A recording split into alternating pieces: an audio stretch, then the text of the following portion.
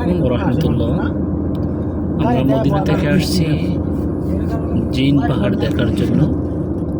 আমাদের হাতের বাম পাশে যে পাহাড়টি দেখতে পাচ্ছেন উঁচু পাহাড়, এটি হলো সেই ঐতিহাসিক জিন পাহাড়। এই যে ডাইন সাইডে বাম সাইডের পাহাড়গুলো দেখেন একটু অন্যরকম ব্যতিক্রম।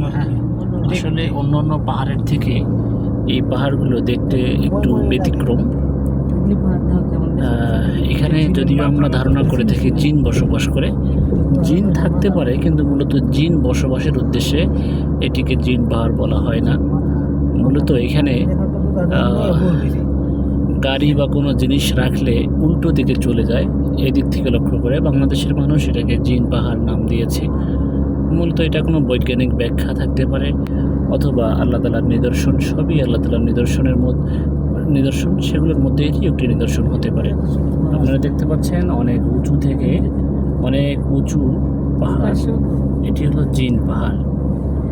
মদিনা শহর থেকে কয়েক কিলোমিটার দূরে আমরা চলে আসছি ঐতিহাসিক জিন পাহাড়ে।